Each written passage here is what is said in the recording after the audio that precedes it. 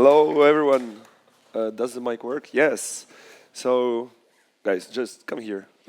It's the last day of the panel. We're sixth day of the ITCC. Are we in the correct? I should go there. I think it's better this way. Yeah, so thank you all for coming here. You are the ultimate survivors of the ITCC week. So thank you for being here. Thank you for supporting this panel. And thank you for being at Nebular. So my name is Artem. I'm the co-founder of French media, which is called Oak Invest. And I will be moderating the panel where in 30 minutes we have to find the answer to the future of DeFi. So could you guys please introduce each other? And then we'll dive right in. Yeah, we'll start with you. All right. So I'm Merlin, co-founder of Morpho. So what we're doing at Morpho is like we've built lending protocols for the past few years. In total, we have like 3 billion of deposits. We are live on Ethereum and Base. And the lending protocol, the latest one that we released is the lending primitive on which like anyone can create any market. It's fully permissionless with any ERC20 as collateral, loan asset, any oracle. It's very flexible and markets are isolated.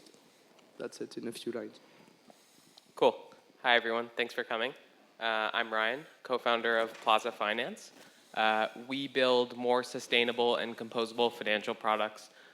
Things like bonds backed by BTC, ETH, Sol, Atom, TIA that pay a coupon in USDC, and things like liquidation-free leverage. Hi everyone, my name is Valentin from Quasar. Some of you might use our vault on Osmosis. A month ago we announced a new primitive called a layered staked asset, which on the front end is an aggregator for a user to essentially have single asset exposure like ETH or BTC in the future.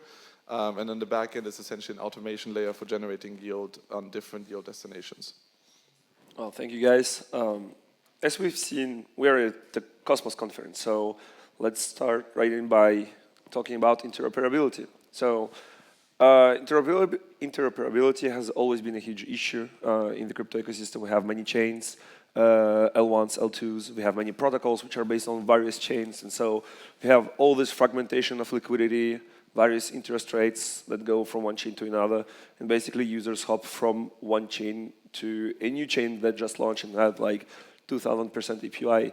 So how do you see this evolving in the future? Do you think that we have some solutions coming in of aggregation, to aggregate the whole thing, to be chain agnostic maybe? I can take it. Yeah, so coming from Cosmos, I think the entire ecosystem knew from a very, very early start that we need a kind of generalized bridging layer that can somewhat become a standard across the interchain, similar to what TCP/IP did in the internet age. We obviously think it's IBC. I think IBC has a very good chance of being that because it's on a consensus layer. Generally, the biggest shortfall for IBC was that it was basically only Cosmos enabled. But I think we've seen in the last few months and years multiple teams working on expanding it across multiple ecosystems. I think protocols coming from Ethereum might not really think about that as being something important because they just have so much access to liquidity in a single destination. But I think if we want to talk about innovation in DeFi and we want to make sure that generally people can benefit from our space, a gas fee spike to $200 for a transfer may not be that future. So I think creating a generalized interface where you have fungibility of the assets is going to be like paramount. And I think IBC is going to be the leading case for that. Now, I think there's a case we made, and I'm curious to hear your thoughts on this, where we may not even want people to actually ever know that IBC exists or even use it manually. I think IBC should be something that smart contracts interact with, but people actually never touch. I think similarly to how no one cares if the website they're visiting is hosted by Azure or by AWS or Google Cloud, in the future not going to care if the chain is Arbitrum, Ethereum, or some Cosmos L1, as long as what they receive from it is what they were looking for, which is generally only yield. So we need to make IBC something that smart contracts can interact with. I think the interchain and multi-chain debate will always exist in our bubble of enthusiasts for years to come because we work in industry, but I think it's going to fade away from public discourse for every month to come. I agree with a lot of those takes.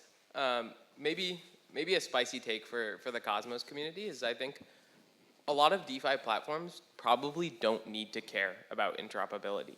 Like if you look at who your users are, who you're building for, and you see that they're all in one ecosystem, I think you should focus on like getting fast execution, atomic composability, all those things within a single ecosystem, and you don't really have to worry about interoperability across ecosystems. The other side, which is maybe the more Cosmos side, is that interoperability is key to connecting ecosystems, building a more sustainable financial system. So we're quite focused on it because we like the idea of being able to move your tokens freely across chains despite ecosystems. We think like ecosystem maximalism is probably a net bad thing for the crypto ecosystem. So what we're extremely focused and how we enable interoperability is one, integrating with wallets across ecosystems. So being able to use your Kepler wallet to sign transactions, but also your MetaMask wallet if you're coming from Ethereum, or your Phantom wallet if you're coming from Solana. I think that's really key. So that takes some innovation at the chain level, but also takes some innovation on the front end. And then implementing the fastest bridges between ecosystems to make sure that you have the hookups to be able to move freely between these different ecosystems.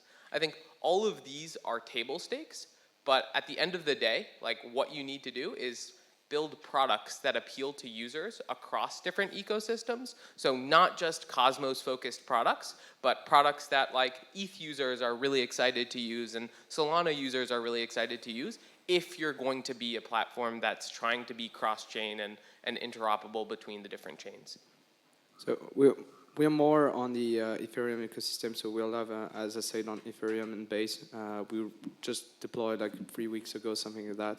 So it's true that on Ethereum there's a lot of liquidity, so you don't really have that problem, but I think it will come at some point, because if you want to move from Ethereum to L2 or from, let's say, Optimism to Base or something like that, like it's very cumbersome for users to migrate their position, etc. And you have like problems of asynchronicity, or the bridge is taking too long. As like a lending protocol, we think like maybe in 2, 3, 4 years, like something that would be cool is like you have some collateral on one chain and you can borrow on another chain, something like that. Right now you can't do it because there's no playbook ready for that. There are some technical solutions that are being created right now, but there's no like large protocols project that are using it live and like in let's say in a meaningful way, scalable way, so that like the UX for users is like perfect. And when I mean perfect, it's like they don't know about it. Like what you say, like you don't know that this website is running on AWS. Like you don't know that you don't need to care about like what OS you're using for your computer to access YouTube. And this should be the same for L2s and like interoperability between those chains. And we are not there yet, for sure. Can I attach to something Ryan said? Yeah, go for it. I like that you already did a spicy take. I think we need this in the day. I do think that DeFi protocols need to care about interoperability, simply because we are already experiencing fragmentation even across ecosystems based on which bridge protocols generally use or support. So even if you go from ETH to different L2s, you can have different denominations and different canonical and non-canonical ETH versions based on which bridge you use. And I think that is already a ridiculous kind of statement to make for an end user, because they try to explain to him that, oh, sorry, the infrastructure doesn't support this. Like your ETH is not the right version of ETH. And then you come to a complete problem of liquidity management, and then you introduce market makers which are centralized to solve it. And then we create this completely weird, fragmented situation where it's hard to debate that is better than TradFi at that stage. So I think it is hard to say to bridging protocols, especially if there's stakeholders and VCs and tokens, one of you kind of has to win. But I think IBC makes a good case by not having a token generally, because there's no one that is playing you by telling you to adopt it. But at the same time, saying this, there will be kind of middlemen that are bringing IBC to other ecosystems, so we will face that issue inevitably. We have to see how it plays out, but I think that fragmentation is not just a singular ecosystem problem, it's also already bleeding between different ecosystems and how they're connected. Yeah, and it's a discussion we had during ETCC with some guys, and the problem is that you have VC money everywhere, so everyone wants to win, everyone wants their protocol to be successful. So at some point you have to come together and try to build something for the end user, not for the guys that hold tokens of the protocol or of the blockchain. I would say the red pill here is that this is a very efficient capitalistic system. Like, it's good Yes. that every VC is like super hard backing their project, so that you just have a very kind of rapid fire, fast rundown version to get to the goal, instead of a lot of kind of not taking it serious and taking too long. So I think in a rapid iteration ecosystem that we are, this is actually good. But yes, you have a lot of competition on the same layers, which makes fragmentation worse, which is very good for people like us that understand DeFi, can benefit from it. I mean, there's like a gazillion arbitrage opportunities at any moment. It's just not what gets us the innovation that we want for the mainstream adoption. Yeah.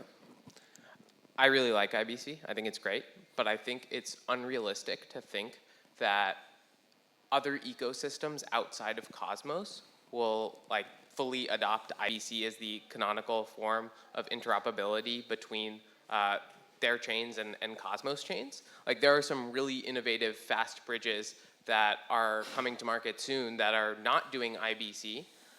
If our goal is to aggregate liquidity in Cosmos, we should implement these bridges to make sure that as frictionlessly as possible and in a beautiful UX, you can have instant bridging between Ethereum, Solana, and Cosmos. That leads to the problem that Vallejo mentioned, where you have kind of different representations of the same asset on a single chain, and that's another version of liquidity fragmentation.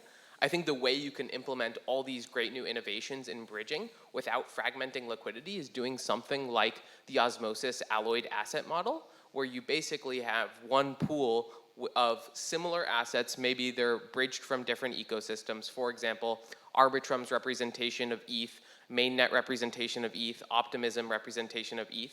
You treat them as one shared pool of ETH, so that you have this like shared pool of liquidity of all ETH. And then on the protocol level, you kind of rebalance them based on your views of the different security properties of each to get to this like one pool on a Cosmos chain that like users can use via IBC in a way that's kind of unified liquidity on that single like underlying asset. I think at the end of the day, users don't want to have to think about the fact that Arbitrum ETH, when you bridge it over to Cosmos, is different from like mainnet ETH. They just want to use ETH on Cosmos and get that exposure and be able to use that asset. And I think that like Osmosis Alloyed solution is quite interesting and something we're looking at implementing at Plaza. Okay, perfect. And so the panel's name is Where Do We Go From Here? And so to know where we are going, we have to look back. If we look back a year from now and a few months ago, there was this huge problem in the ecosystem that was that there was a cascading liquidations happening all over the place because of the loans that the founder of Curve, Michael Yegorov, has taken from multiple DeFi protocols, where basically he put up collateral in CRV. At some point it was worth billions, but then the bear market and like the selling pressure, and it all went down. And basically, some protocols found themselves with bad debt, and some people couldn't withdraw their USDC. So what can we learn from this? So I think the question is, right, who is responsible for the whole thing? Are these the protocols that allow this to happen? Is it the founder himself? Is it the users who decided to use these protocols that allow this type of stuff? So I guess that's the question that I have for you. Right. So on that side, I think it's first like a design. I mean, how Aave is designed is like you have all those assets that are pulled together in one protocol, and market are not isolated. It is kind of a one-size-fits-all model where like you have like one risk profile that is targeted. You have like 100 of risk parameters that are updated by token holders, and this creates kind of like problems, because if I remember well, like Gauntlet, so one of the risk manager at the time proposed like to reduce the LTV. So basically the capacity to borrow against one asset, to reduce that to zero. Yeah. Something this like was that. 1 year ago, and, I think. And I think like token holders, which are not risk managers decided, no, we don't want that. And of course, like as a token holder, I'd like to borrow as much as possible, but from like a risk management perspective, it does not make sense. So that's one thing. And the second thing, as I say, is like you're exposed to every asset. So as a pure USDC lender, maybe I'm like a very risk averse. You're still exposed like to every asset that are listed. So it could be ex-sushi, but it could be like CRV as well.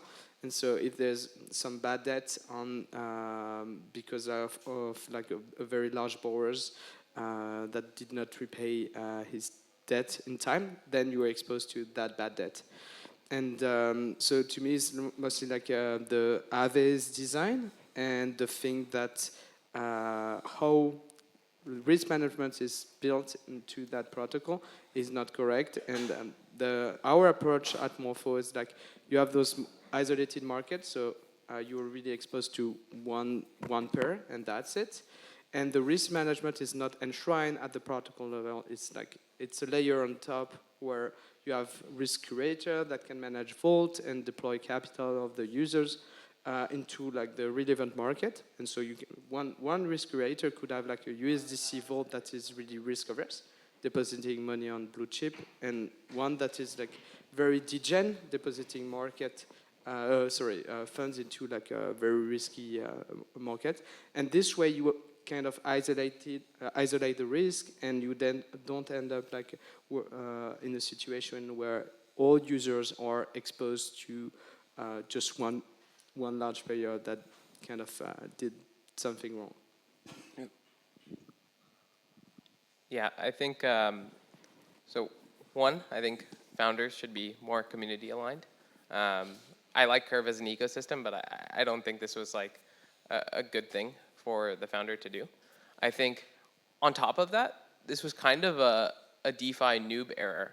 Like if you look at how borrowing against shares works in traditional finance, founders can generally borrow significantly less against their shares than other parties, specifically because they typically own a large percentage of the float relative to the spot liquidity. So banks who underwrite each individual loan like on a case-by-case basis will advance a lot less to a founder. So I think in protocol, something we need to consider is like the max LTV of a borrow should be one, you should look at like that individual borrow size relative to both the spot liquidity and the lending market to make sure that you don't get a situation where there's a significant risk from a single loan. And two, I think like that should dynamically adjust based on the spot liquidity and the liquidity of the loan. So like these are things that maybe the DeFi ecosystem didn't think about too hard until we saw this issue. On top of that, I generally think that like when you have these lending and borrowing protocols and you're doing a position of size, there should be kind of more checks on what is actually happening, like why this person is doing this transaction. I'm not sure if that like moves to like some version of like wallet check history or things like that, some like identity on chain. But I think that would prevent a lot of these like bad actor problems. Yeah, but on the other hand, you kind of go, so just to answer to what you said, you kind of go back to the traditional model where it's not permissionless anymore. It's basically you have to set a set of parameters of who can interact with your protocol, who cannot.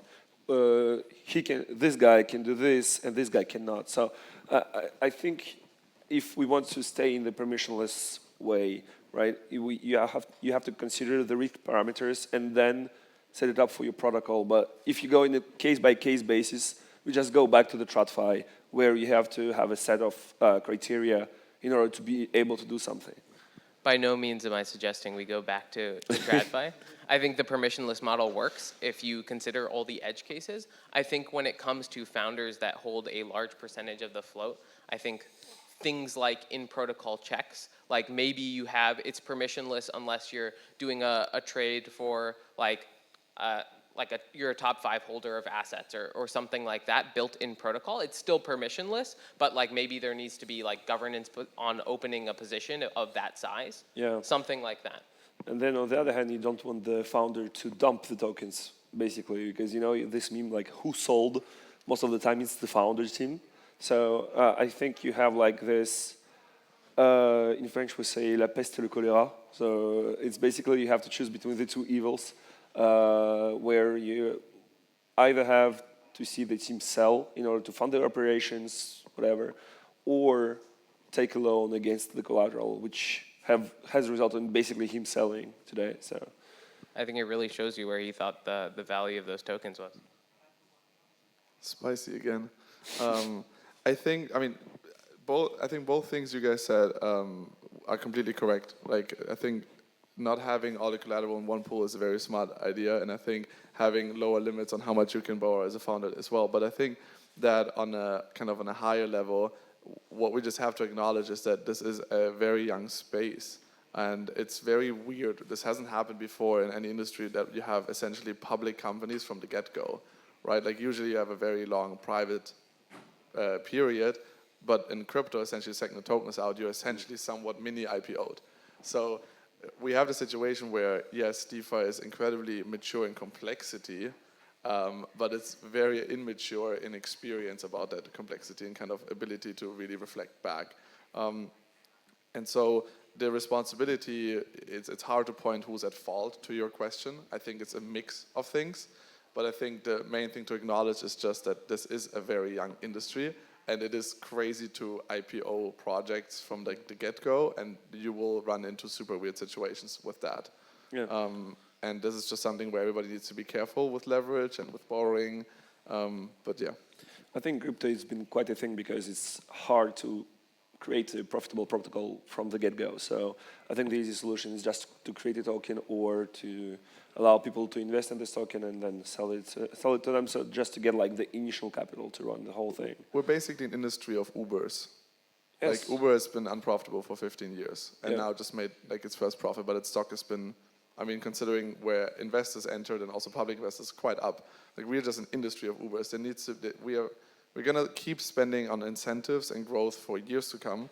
I think it's completely fine. That's just what you have to do to jumpstart. But yeah, that is something we need to acknowledge. Like the protocols that are actually profitable on all metrics, if you combine all expenses and all revenues, it's like 5. Yeah, all the OG ones as well. Just wanted to say something. You said that we could have rules in the protocol. I don't think so, because first risk management is completely dynamic. It's something that is always moving. So unless you have upgradable contracts, which might be the solution you were thinking about, we don't think risk management enshrine at the protocol level is possible. And this should be externalized to some entities that are off-chain, and that to the risk management. Just wanted to say that if you want immutable protocols. I think you can do it at the protocol level. In the smart contract level, if you just say top 5 holders need to go through a governance proposal to open a large position with all of their assets, I don't think you need to do that off-chain. Yeah, but what if you need to have dozens of other rules? I'm not sure it scales well. Yeah, and then you can, anyway. you can just throw it on some other wallets if you want to, and then basically take a multiple position. So. Totally. Yeah. Okay, so we have 2 minutes left. If we are late, I think Nina will try to harm me. So what we really should care about, right? It's the end user. It's the small guy that wants to use crypto, that wants to use the tech, right? And so from here on, what do you think is the largest issue, and how can we try and resolve it, in your opinion, obviously? I can start with this one. I think one of the biggest issues in DeFi in general is that we have a tendency, because the types of people who are building in this space right now are really excited technophiles, that we build for what's possible and not actually what users want.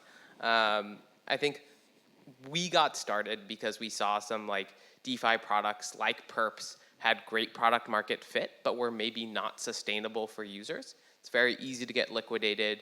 You have wrong way convexity.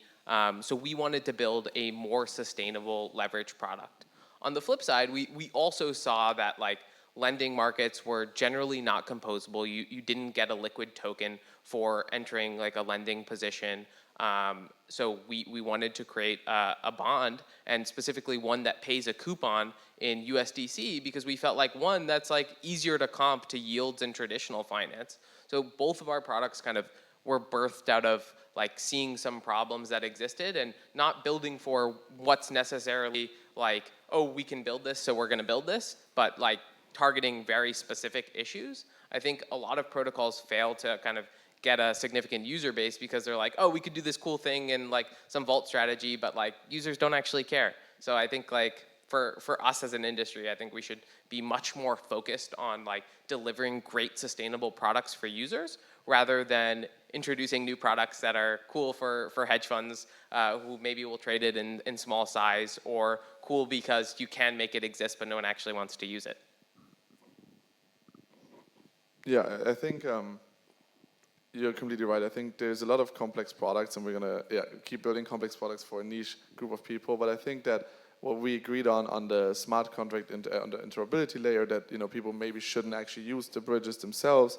I think we're gonna move to a future where smart contracts are also gonna use these complicated DeFi primitives down the line. I mean, that's how we've designed the layered staked assets. I think the future to really get everyone into DeFi is to just make the user experience as unbelievably simple as possible. Like, it needs to be Robinhood style. Just click it and buy it, like Coinbase basically.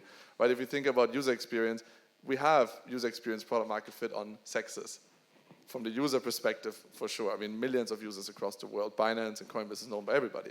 How do we convert that into people that actually also benefit from DeFi? Because I consider DeFi to be the core of our industry. If you look at the liquidity distribution, it is not. Staking is, and holding the assets is. And I think that's a shift that we're going to need to bridge. Like, we need to have more liquidity in DeFi, because that's where you can actually participate in the economy of DeFi, of crypto that is, and not just hold the assets passively. And so when I look at that from our perspective, I think you need to create smart contracts that can interact with these super complicated primitives and wrap those into an aggregation layer so that the user just clicks one thing once. And even if underlyingly the automation does actions, it's not something that the user is consistently exposed to as a decision making for himself. He just holds the asset that he subscribed to. Thumbs up. So I'd say like the two words like UX and regulation. Okay. Well, Aligned.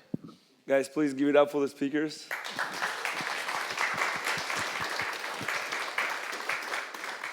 And thank you for listening.